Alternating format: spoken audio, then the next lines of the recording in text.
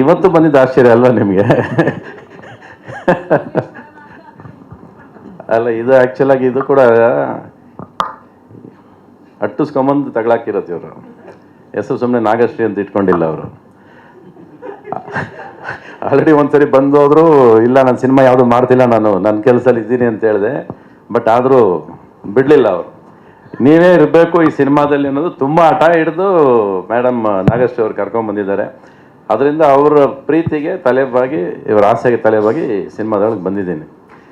First time ಒಂದು title cinema ಪ್ಯಾರ್ ಅಂತ ಇಟ್ಬಿಟ್ಟು ಮಿಸ್ಟರ್ ಸುಪ್ರೀತ್ ಇದ್ದಾರಲ್ಲ, ಒಂದು ಹುಡುಗಿನ ತಪ್ಕೊಳ್ಳೋದು ಹೇಗೆ ಅಂತಲೂ ಹೇಳ್ಕೊಟ್ಟಿದ್ದೆ ಅವರೇ ನನಗೆ. ಹಿಂಗ್ ಲುಕ್ ಕೊಡಿ ಅಂತ ಹೇಳಿದ್ದೀವ್ರಿ, ಹಿಂಗ್ ಲುಕ್ ಕೊಡಿ ಅಂತ ಹೇಳ್ಕೊಟ್ಟವ್ರು ಇವರೇ. ಇಷ್ಟು ವರ್ಷಕ್ಕೆ 40 ವರ್ಷ ಸರ್ವೀಸಲ್ಲಿ ಒಂದು ಹುಡುಗಿನ ಹೇಗೆ ತಪ್ಕೋಬೇಕು ಅಂತ ಹೇಳ್ಕೊಟ್ಟು ಡೈರೆಕ್ಟರ್ ನನಗೆ ಇವರೇ. ಸರ್ ನೀವು ಹಿಂಗೆ ತಪ್ಕೋಬೇಕು, ನೀವು ಹಿಂಗೆ ಇಲ್ಲೇ ನೋಡಬೇಕು ಸರ್, ಇಲ್ಲಿ ನೋಡಿ, ಇಲ್ಲಿ ನೋಡಿ. ಅರ್ಥ ಆಯ್ತಾ ನಿಮಗೆ? ಕರೆಕ್ಟ್ ಉಂಟು ಸುಪ್ರೀತ್?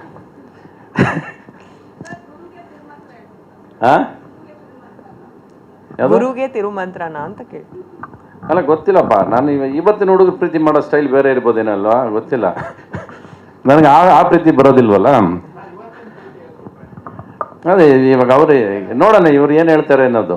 ನೋಡಿ, ಆ ಡ್ರೆಸ್ ಕೂಡ ಅವರೇ ಡಿಸೈಡ್ ಮಾಡಿದ್ದು, ನಾನು ಡಿಸೈಡ್ ಮಾಡಿದ್ದು ಏನೂ ಇಲ್ಲ ಅದರಲ್ಲಿ, ಇವ್ರು ಡಿಸೈಡ್ ಮಾಡಿರೋದು. ಸರಿ, ವೈಟೇ ಬೇಕು, ವೈಟ್ ಮೇಲೆ ವೈಟ್ ಶಾಲೇ ಬೇಕು ಅಂತೇಳಿ ಹಿಂಗೆ ಮಾಡ್ಬೇಕಾದ್ರೆ ಓಕೆ, ಡಸಂಟ್ ಮ್ಯಾಟರ್ ಅಲ್ಲ, ಆಸ್ ಲಾಂಗ್ ಆಸ್ ಅವ್ರಿಗೇನು ಬೇಕು ಅದು ಅವ್ರಿಗೋಸ್ಕರ ಬಂದಿರೋ ಸಿನಿಮಾ ಇದು. ಪ್ಯಾರ್ ಅಂತ ಹೇಳ್ತಾರೆ ಹೊರತು ಎಲ್ಲದಕ್ಕೂ ರವಿಚಂದ್ರನ್ ಅಂತ ಹೇಳ್ತಾನೆ ಇದ್ದೀರಾ.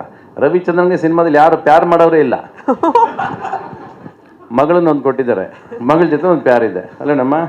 ಹಾಂ, ಬೇರೆ ಪ್ಯಾರ್ ಇಲ್ಲ. ಆ ಪ್ಯಾರ್ನ ಸಾಯಿಸ್ಬಿಟ್ಟಿದ್ದಾರೆ ಮುಂಚೆನೆ. ಇದ್ದಾರ ಪ್ಯಾರು? ಇದ್ದಾರಾ? ಯಾರು ಹೇಳಲಿಲ್ಲ ಮತ್ತೆ? ಇಲ್ಲ ಸ್ಟೇಜ್ ಮೇಲೆ. ಓ, ನೆಕ್ಸ್ಟ್ ಪ್ರೆಸ್ ಮೀಟಲ್ಲಿ ಆ ಪ್ಯಾರ್ ಬರುತ್ತೆ, ಸರ್ಪ್ರೈಸ್. ಅಲ್ಲ, ಈ ಪ್ಯಾರ್ಗೆ ಆಡಿಗೂ ಇಲ್ಲ ಸಿನಿಮಾದಲ್ಲಿ. ನೀವು ರವಿಚಂದ್ರನ್ಗೆ ಆಡು ಮಾಡಿದ್ದೀನಪ್ಪ ನನಗೆ. ತಗೊಂಡ್ರದು 5 ದಿವಸ ಡೇಟ್, ಇವ್ರು ಎಲ್ಲ ಇದೆ ಅಂತಿರಲ್ಲ ನೀವು. ಏನಿದೆ ಮುಗಿಸ್ಬೋದಾ? ಇದೆಲ್ಲ ಗೊತ್ತಿದೆ ಮೇಡಮ್. ನೀವು ಹೇಳಿಲ್ಲ ಆಡಿದೆ ಅಂತ ಹೇಳಿದ್ರೆ ನನಗೆ ನೀವು. ಮಗಳೇ ಇಲ್ಲ ನನ್ನ ಜೊತೆಲಿ, ಚಿಕ್ಕ 12 ವರ್ಷದ ಹುಡುಗಿ ಅಂತ ಹೇಳಿದ್ದ. ಮಗು ಜೊತೆ ಇದೆ, ಮಗಳ ಜೊತೆನೂ ಇಲ್ಲ. ನೋಡಿ ಇದು ಹೆಂಗಿದೆ. ಒಟ್ಟಲ್ಲಿ ಇಲ್ಲಿ ಟೋಟಲ್ ಓವರ್ ಆಲ್ ಪ್ಯಾರ್, ಲವ್, ಮೊಹಬ್ಬತ್ ಇಷ್ಟು ಏನಾರ ಇಟ್ಕೊಳ್ಳಿ, ಅದಕ್ಕಿರೋ ತಾಕತ್ತು, ಅದಕ್ಕಿರೋ ವ್ಯಾಲ್ಯೂನೇ ಬೇರೆ. ಅದಕ್ಕೆ ಅದು ಬಿಟ್ಟರೆ ಪ್ರಪಂಚದಲ್ಲಿ ಏನೂ ನಡೆಯೋದೇ ಇಲ್ಲ. ಇಲ್ಲಿ ಪ್ರತಿಯೊಬ್ಬರು ಎಮೋಷ್ನಲ್ ಆಗಿದ್ದಾರೆ, ತುಂಬ ಎಮೋಷ್ನಲ್ ಆಗಿದ್ದಾರೆ. ಬಹುಶಃ ಅವ್ರಿಗೆ ಅದರಿಂದ ಅವ್ರ ಮಾತುಗಳು ತಡವರಿಸ್ತು ಅಂದರೆ ಅದು ಒಳಗೆ ಆ ಪ್ರೀತಿ ತಡವರಿಸ್ತಾ ಇದೆ. ಅದು ಏನೋ ಹೇಳಬೇಕು ಅಂತ ಹೊರಟಿದ್ದಾರೆ ಸಿನಿಮಾದಲ್ಲಿ. ಅವ್ರ ಆಸೆಗೆ, ಅವ್ರ ಪ್ರೀತಿಗೆ ನಾನು ಜೊತೆಯಲ್ಲಿ ಇರಬೇಕು ಅಂತ ಆಸೆ ಪಟ್ಟರು, ಅದಕ್ಕೆ ಬಂದು ಸೇರ್ಕೊಂಡಿದ್ದೀನಿ ಇಲ್ಲಿ. ಇನ್ನು ಅವ್ರು ಎಷ್ಟು ಎಮೋಷ್ನಲ್ ಆಗಿ ನನ್ನ ಇಟ್ಕೊಂಡು ಬಳಸ್ಕೋತಾರೆ ಅನ್ನೋದು ಸುಪ್ರೀತ್ಗೂ ನಾಗಶ್ರೀಗೆ ಬಿಟ್ಟಿದ್ದು. ಆ್ಯಂಡ್ ಶಿ ಆಲ್ಸೋ ಡೈರೆಕ್ಟರ್ ಅಂತ ಹೇಳಿದ ಮೇಲೆ ಅವ್ರಿಗೆ ಐ ಥಿಂಕ್ ಸ್ವಲ್ಪ ಸ್ಟೋರಿ ಸೆನ್ಸ್ ಎಲ್ಲ ಸ್ವಲ್ಪ ಇರಬೇಕು ಅವ್ರಿಗೆ, when she wants to become a director ಅಂದ ತಕ್ಷಣ. ಸೊ ಎಲ್ಲ ಸೇರ್ಕೊಂಡು ಒಟ್ಟಿನಲ್ಲಿ ಅವರು ನನಗೆ ಒಂದು ಹಾಡು ತೋರಿಸಿದ್ರು. ತುಂಬ ಕಡೆ ಹೋಗಿದ್ದಾರೆ ಅವ್ರು ಹೇಳ್ದಂಗೆ, ಕಾಶ್ಮೀರ, ರಾಜಸ್ಥಾನ ಎಲ್ಲ ಖರ್ಚು ಮಾಡ್ಕೊಂಡು ಬಂದಿದ್ದಾರೆ. ಬಹುಶಃ ಐ ಥಿಂಕ್ 70% ಮುಗಿಸ್ಬಿಟ್ಟಿದ್ದಾರೆ ಅನ್ಸುತ್ತೆ. ಈ ನನ್ನ ಪೋರ್ಷನ್ ಮಾತ್ರ ಬಾಕಿ ಇಟ್ಕೊಂಡಿದ್ದಾರೆ ಅನ್ಸುತ್ತೆ. ಇವತ್ತು ನಾನು ಡೇಟು ಕೇಳಿಲ್ಲ ಅವರು. ಪೋಸ್ಟರ್ ಡಿಸೈನ್ ಕೊಡಿ ಫಸ್ಟ್ ಅಷ್ಟೇ. ಅಲ್ಲ ರೀ, ಶೂಟಿಂಗ್ ಮಾಡಿರಿ, ನಾನು ಪೋಸ್ಟರ್ ಡಿಸೈನ್ ಅಲ್ಲೇ ಇಲ್ಲ, ನಾನು ಫಸ್ಟ್ ಪೋಸ್ಟರ್ ಕೊಟ್ಬಿಡಿ, ನೀವು ಪೋಸ್ಟರ್ ರಿಲೀಸ್ ಮಾಡಿ, ನೀವು ಪ್ಯಾರ್ ರಿಲೀಸ್ ಮಾಡಿಕೊಡಿ ನನಗೆ ಅಂತ. ನಾನಂದರೆ ಯಾವ ಫಂಕ್ಷನ್ಗೂ ಬರೋದಿಲ್ಲ ರೀ, ನಾನು ಫಸ್ಟ್ ಸಿನಿಮಾ ಸ್ಟಾರ್ಟ್ ಮಾಡಿ, ಸಿನಿಮಾ ಶೂಟಿಂಗ್ ಮಾಡಿದಾಗ ನಿಮ್ಗೆ ಅಲ್ಲೇ ಪೋಸ್ಟರ್ಸು, ಪಿಕ್ಚರ್ಸು ಎಲ್ಲ ಸಿಗುತ್ತೆ, ತಗೊಳ್ಳಿ. ಏನು ಮಾಡಿದ್ರು ಅಯ್ಯವ ಹಠ ಮಾಡಿದ್ರು ಅಂದರೆ ಕೊನೆಗೆ ನನಗೆ ಡೇಟು ಹೇಳಿಲ್ಲ. ಈ ಡೇಟ್ ನನಗೆ ಗೊತ್ತೇ ಇರಲಿಲ್ಲ. ಮೆಸೇಜ್ ಬರುತ್ತೆ ಅಷ್ಟೇ, ಇಷ್ಟನೇ ತಾರೀಕು 12ವರೆಗೆ ಬಂದುಬಿಡಿ ಅಂತ ಮೆಸೇಜ್ ಕಳಿಸೋರು ಅವರು. ಇದ್ರ ಮಧ್ಯೆ ನಮಗೆಲ್ಲ ಮಧ್ಯ ಸೂತ್ರಧಾರರು ಇವರು ಬಾಮ ಹರೀಶ್ ಅವರು ಇಲ್ವಲ್ವಲ್ಲ ಇವತ್ತು. ಹಾಂ, ಅವರೇ ಆ್ಯಕ್ಚುಲಾಗಿ ಈ ಸಿನಿಮಾಗೆ ನನಗೆ 2 ಸರಿನೂ ಇವ್ರನ್ನ ನಾಗೇಶ್ವರನ್ನ ಕರ್ಕೊಂಬಂದು ಪರಿಚಯ ಮಾಡಿದ್ದು. ಒಟ್ಟಿನಲ್ಲಿ ಸಿನಿಮಾದಲ್ಲಿ ನಾನು ಇದ್ದೀನಿ, ನಾನು ಎಷ್ಟು ಚೆನ್ನಾಗಿರ್ತೀನಿ, ಅದನ್ನು ಎಷ್ಟು ಚೆನ್ನಾಗಿ ಬಳಸ್ಕೊಳ್ತಾರೆ ಅನ್ನೋದು ಸುಪ್ರೀತಿಗೆ ಬಿಟ್ಟಿದ್ದು ಅಲ್ವಾ? ಓಕೆ, ಸೊ ನಿಮಗೆ ನಿಮಗೆ ಬಿಟ್ಟಿದ್ದು. ಥ್ಯಾಂಕ್ಸ್. ಬೇರೆ ಏನಾದರೂ ಇದ್ದರೆ ನೀವೇ ಕೇಳಿ, ನನಗೇನು ಇನ್ನು ಕತೆ ಅಂತೂ ಅವರೇ ಹೇಳ್ಬಿಟ್ನಲ್ಲ ಪೂರ್ತಿ. ಹಾಂ, ಯಾರು ರೀ ನನಗೆ ಪ್ಯಾರು? ಅದಕ್ಕೊಂದು ಸಪ್ರೇಟ್ ಪ್ರೆಸ್ ಮೀಟ್ ಅಂತ ಹೇಳಿ. ಈಗ ನನಗೆ ಕ್ಯೂರಿಯಾಸಿಟಿ ಆಗುತ್ತೆ, ಯಾರಪ್ಪ ನನ್ನ ಜೊತೆ ಪ್ಯಾರು ಅಂತ.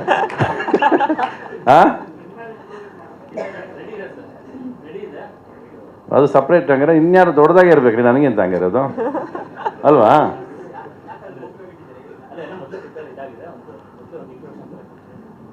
ಇಲ್ಲಿ ರಿವೀಲ್ ಮಾಡಂಗಿಲ್ವಾ? ಎಲ್ಲರೂ ಹೇಳ್ಬಿಟ್ರಿ, ಆರ್ಟ್ ಡೈರೆಕ್ಟರ್ ಬಿಟ್ಟರೆ ಟೀ ಕಾಫಿ ಕೊಡೋನ್ ಬಿಟ್ಟು ಎಲ್ಲರೂ ಹೇಳಿದ್ರಲ್ಲ, ಇನ್ನು ಅವಳನ್ನ ಯಾಕೆ ಬಿಟ್ರಿ?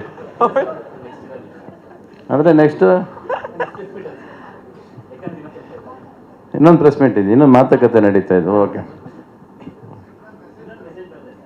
ಏನ ಇನ್ನೊಂದು ಇಲ್ಲ, ಅವರು ಪಾಪ ಅವರು the way she is interested in the project.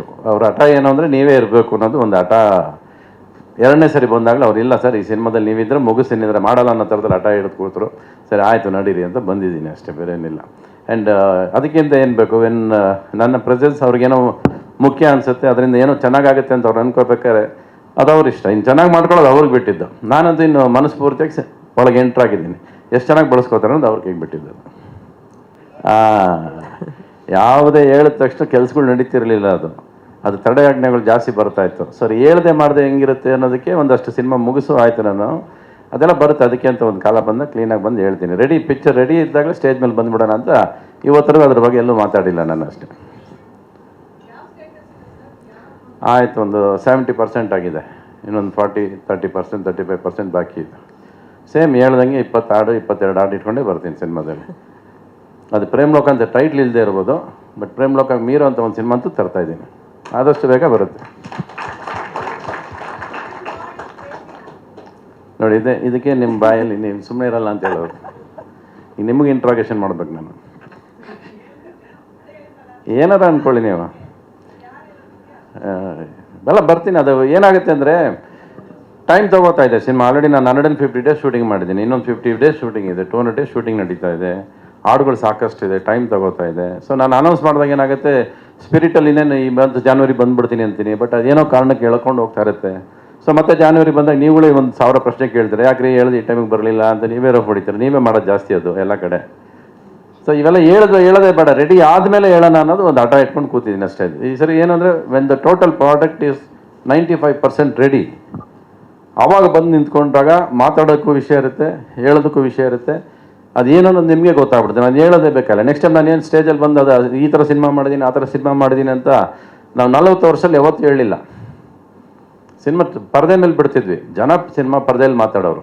ಇವತ್ತು ನಾವು ಇಲ್ಲಿ ಕೂತ್ಕೊಂಡು ಸುಮ್ಮನೆ ನಾವು ಸಿನಿಮಾ ಹಂಗೆ ಮಾಡ್ತಾಯಿದ್ದೀವಿ, ನಾವು ಹಿಂಗೆ ಮಾಡ್ತಾಯಿದ್ದೀವಿ, ಅದೆಲ್ಲ ಏನೂ ನಡೆಯೋದಿಲ್ಲ. ಇವತ್ತು ಪರದೆ ಮೇಲೆ ನೋಡೋನು ಏನು ಹೇಳ್ತಾನಲ್ಲ ಸಿನಿಮಾ, ಅಲ್ಲಿ ಏನು ಕಾಣಿಸುತ್ತಲ್ಲ ಅದು ಫೈನಲಾಗಿ ಸಿನಿಮಾ ಆಗೋದು.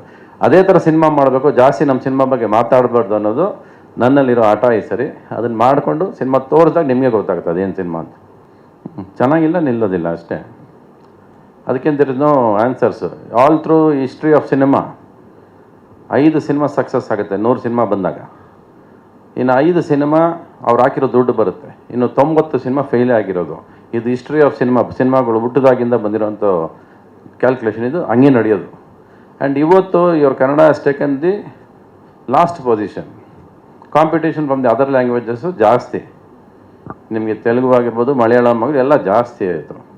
So definitely you have to face the fight. And ಅದು ಇವತ್ತಲ್ಲ, ಕರ್ನಾಟಕದಲ್ಲಿ ಕನ್ನಡ ಸಿನಿಮಾ ಮಾಡಬೇಕಾದ್ರೆ ನೀವು ಹೋರಾಟ ಮಾಡಲೇಬೇಕು. ನೀವು you have to compete all 5 language cinemas. It is a must. ನೋಡಿ, ಆ ಚಿಕ್ಕ ಮಗು ಕ್ಲಾಪ್ ಹೊಡಿತು, ನೀವು ಯಾರು ಹೊಡಿಲಿಲ್ಲ ಅದಕ್ಕೆ. ಆ್ಯಂಡ್ ಸಿನಿಮಾ ಡೋಂಟ್ ವರಿ, ಬರೋದು ಫ್ಲಾಪು ಫೇಲ್ಯೂರು ದುಡ್ಡು ಮಾಡೋದು it's a part of the process ಅಲ್ವಾ. ನೀವು ಬೇರೆ ಲ್ಯಾಂಗ್ವೇಜ್ ಸಿನಿಮಾಗಳು ನೋಡೋದೇನು, ಬರೀ ಗೆದ್ದಿರೋ ಸಿನಿಮಾಗಳು ಮಾತ್ರ ಕರ್ನಾಟಕದಲ್ಲಿ ನೋಡ್ತೀರಾ. ಅವ್ರದ್ದು ಸೋತಿರೋ ಸಿನಿಮಾಗಳು ಇಲ್ಲಿ ಬರೋದೇ ಇಲ್ವಲ್ಲ. ಅದೆಷ್ಟನ್ನು ಗೊತ್ತದಕ್ಕೆ. ಅವರು ನಮ್ಮ ಥರ 200 ಸಿನಿಮಾ ಮಾಡ್ತಾರೆ ಬೇರೆ ಭಾಷೆಯವರು, ಬಟ್ ಬರೋಲ್ಲ ಇಲ್ಲಿ. ಚೆನ್ನಾಗಿರೋ ಸಿನಿಮಾಗಳು ಮಾತ್ರ ಇಲ್ಲಿ ಬಂದು ಬಿದ್ದಾಗ ನಿಮ್ಗೆ ಎಲ್ಲ ಭಾಷೆ ಬೇರೆ ಸಿನಿಮಾಗಳೆಲ್ಲ ಚೆನ್ನಾಗಿದೆ, ನಮ್ಗೆ ಚೆನ್ನಾಗಿಲ್ಲ ಅಂತ ನಿಮ್ಗೆ ಅನಿಸುತ್ತೆ. ಅಲ್ಲಿಂದ ಗೆದ್ದಿರೋ ಸಿನಿಮಾಗಳು ಮಾತ್ರ ಇಲ್ಲಿ ಬರ್ತಿರೋದು. ಸೋತಿರೋ ಸಿನಿಮಾಗಳು ಇಲ್ಲಿ ಬರೋದೇ ಇಲ್ಲ. ಹಾಂ, ನಂದಾ? ಹಾಂ, ನೀವು ಏನು ಹಿಂಗೆಲ್ಲ ಸುತ್ಕೊಂಡು ನೀಟಾಗಿ ತಗೊಳಕೋ ಪ್ರಶ್ನೆಗಳು. ಇಲ್ಲ, ನಾನು ಪ್ಯಾನ್ ಇಂಡಿಯಾಗೆ ಹೋಗಲ್ಲ. ಮಾಡಿದ್ಮೇಲೆ ಅದು ಪ್ಯಾನ್ ಇಂಡಿಯಾಗೆ ಹೋಗುತ್ತೆ. ಅದು ಸೂಪರ್. ನಾನು ಅದು ಅವ್ರು ಬಂದು ಹೊತ್ಕೊಂಡು ಹೋಗ್ಬೇಕು ಸಿನಿಮಾನ. ಅದೇ ಥರ ಪ್ರತಿ ಪ್ರೇಮ್ ಲೋಕದಿಂದ ಹಿಡಿದು ಪ್ರೇಮ್ ಲೋಕನ ಅವರೇ ಹೊತ್ಕೊಂಡು ಹೋಗ್ರು ಎಲ್ಲ ಭಾಷೆಗೂ. ಎಲ್ಲ ಕಡೆ ಶಾಂತಿ ಕ್ರಾಂತಿ ಪ್ಯಾನ್ ಇಂಡಿಯಾ ಸಿನಿಮಾ ಅಂತಾರೆ. ಅಲ್ಲ, ಪ್ರೇಮ್ ಲೋಕ ಪ್ಯಾನ್ ಇಂಡಿಯಾ ಸಿನಿಮಾ. ಫಸ್ಟೇ ಸಿನಿಮಾ ಮಾಡಿದ್ದು ಪ್ರೇಮ್ ಲೋಕ. ತಮಿಳು ಕನ್ನಡ ಒಟ್ಟಿಗೆ ಶೂಟ್ ಮಾಡಿದ್ವಿ. ತೆಲುಗು ಡಬ್ಬಿಂಗ್ ಆಯಿತು. 3 ಅಟ್ ಎ ಟೈಮ್ ರಿಲೀಸ್ ಆಗಿ ಸಿನಿಮಾದ ಅವಾಗ. ಯಾವುದು ಲವ್ ಯಾವತ್ತೂ ಬದಲಾಗೋದಿಲ್ಲ ರೀ, ಮೆಥಡ್ ಬದಲಾಗುತ್ತೆ ಅಷ್ಟೇ. ಹಾಂ, ಕಣ್ಣಲ್ಲಿ ನೋಡ್ತಿದ್ರೆ ಈಗ ಮೆಸೇಜಲ್ಲಿ ಮಾಡ್ತಾರೆ ಅಷ್ಟೇ, ಬೇರೆ ಏನಿಲ್ಲ. ಪ್ರೀತಿ ಯಾವತ್ತೂ ಬದಲಾಗೋದಿಲ್ಲ. ಪ್ರೀತಿ ಅದೇ. ಆವಾಗಲೂ ಮಾಡ್ತೀರಿ, ನೀವು ಇರಲಿಲ್ಲ ಅವಾಗೆಲ್ಲ ಅಷ್ಟೇ. ಎಲ್ಲ ಕಾಲದಲ್ಲೂ ಅವ್ರವ್ರು ಏನೇನು ಮಾಡಬೇಕು ಅದೆಲ್ಲ ಮಾಡ್ತಾ ಇದ್ದಾರೆ. ತಪ್ಪುಗಳು ಹೊಸ್ದಲ್ಲ, ತಪ್ಪುಗಳು ಈಗ ಸೋಷಿಯಲ್ ಮೀಡಿಯಲ್ಲಿ ಎದ್ದು ಕಾಣಿಸ್ತವೆ ಅಷ್ಟೇ. ಅದನ್ನು ಚೆನ್ನಾಗಿ ಗುರುತಿಸ್ತೀರಾ, ಅದಕ್ಕೆ ಚೆನ್ನಾಗಿ ಹೆಡ್ಲೈನ್ ಕೊಡೋದು ಕಲ್ತಿದ್ದೀರಾ ಎಲ್ಲರೂ. ಟೈಟ್ಲ್ ನಮ್ಮ ಹತ್ರ ಮಾಡೋದಕ್ಕಿಂತ ಆ್ಯಕ್ಚುಲಿ ನಿಮ್ಮನ್ನು ಕೇಳಬೇಕು ಟೈಟ್ಲ್ ಸಿನಿಮಾ ಇಡೋದಕ್ಕೆ. ಹೆಡ್ಲೈನ್ಸ್ ತುಂಬ ಚೆನ್ನಾಗಿ ಕೊಡ್ತೀರಾ ನೀವು, ಅದು ಕರೆಕ್ಟ್ ಇವತ್ತು. ಅದೇ ತೊಂದರೆನೇ ಇಲ್ಲ ಇವತ್ತು. ಮಿಸ್ಟೇಕ್ಸ್ ಯಾವ ಕಾಲದಲ್ಲಿ ಮಾಡಿಲ್ಲ ರೀ? ಹಾಂ, ಯಾವ ನಾಗರಾಜಪ್ಪ? ನೀನು ಎಲ್ಲಿ ಅವರೇ ಕ್ವಶನ್ ಕೇಳಿದ್ರಲ್ಲ, ಅವ್ರು ಪ್ರಶ್ನೆ ಕೇಳಿದ್ರು. ನಿಮಗೆ ಹೇಳ್ತಿರೋದು ಅವನು. ನೀವು ಮಾಡಿದ್ರಲ್ವಾ? ಲವ್ ಮಾಡಿದ್ರಲ್ವ ನೀವು? ತುಂಬ ಅಂದರೆ 5-6. ಏನು ಲವ್ ಮಾಡಿದ್ದ, ಏನು ಮಾಡಿದ್ದು ನೀವು? ಹಾಂ, ಒನ್ ಸೈಡು. ನೀವು ಸುಮ್ಮನೆ ಅನ್ಕೊಂಡು ಬಿಟ್ಬಿಡು. ಹಾಂ ಹಾಂ, ಅಲ್ಲ 5 ಜನ ನಿಜವಲ್ಲೂ ಲವ್ ಮಾಡಿದ್ರ ನೀವು ಹುಡುಗಿರ್ನ? ಆಮೇಲೆ 5 ಜನ ಇಟ್ಕೊಂಡು ಕರ್ಕೊಂಡು ಓಡಾಡಿದ್ದೀರಾ ರೀ? ನೀವು ಯಾವುದೋ ಸ್ಕೂಲಲ್ಲಿ ಹಿಂಗೆ ನೋಡಿರೋದಕ್ಕೆಲ್ಲ ಲವ್ ಅನ್ಕೊಂಡು ಕೂತ್ 5 ಜನದ ಹೆಸರು ಹೇಳ್ರಿ. ಹಾಂ, ಯಾಕೆ ನಮ್ಮನ್ನು ಮಾತ್ರ ಇಲ್ಲಿ ನಿಂತ್ಕೊಂಡು ಕೇಳ್ತೀರಾ? ನೀವು ಮಾತ್ರ ಅಲ್ಲಿ ಕೆಳಗೆ ಬರ್ಬೇಕು ನಾವು. ಹೇಳ್ರಿ, ಪರವಾಗಿಲ್ಲ, ಒಂದು ಹೇಳ್ರಿ. ಯಾಕೆ ಈಗ ಮದುವೆ ಆಗಿ ಹೋಗಿದೆ. Separate press meet.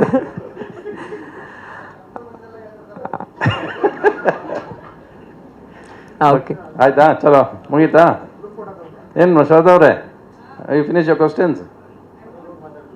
ಓಕೆ, ಅಲ್ಲಿ ಬಂದ್ಮೇಲೆ ಎದುರುಗಡೆ ಕೂತ್ಕೊಳ್ಳೋಣ. ಓಕೆ, ಚಲೋ, thank you madam. Thank you so much sir. ಈ ಹೊಸಬರಿಗೆ ಪ್ಯಾರ್ ಸಿನಿಮಾ ಒಳ್ಳೇದಾಗ್ಲಿ, ರಸಿಕಾ ಒಳ್ಳೇದಾಗ್ಲಿ. ಇವರು ನಂದೊಂದು ಸಿನಿಮಾ ಒಂದೇ ಬರ್ತೀನಿ ಶೂಟಿಂಗ್ ಅಂದ್ಬಿಟ್ಟು ಆಮೇಲೆ ಸ್ವಿಚ್ ಆಫ್ ಮಾಡಿದ್ರು ಫೋನ್. ಇವರು ನೆನಪಿದೆ ನಿಮಗೆ? ನಾನು ನೆನಪಿಲ್ಲ ಅಂತ ಅನ್ಕೊಂಡಿರ್ತಾರೆ ಪಾಪ ಇವರು.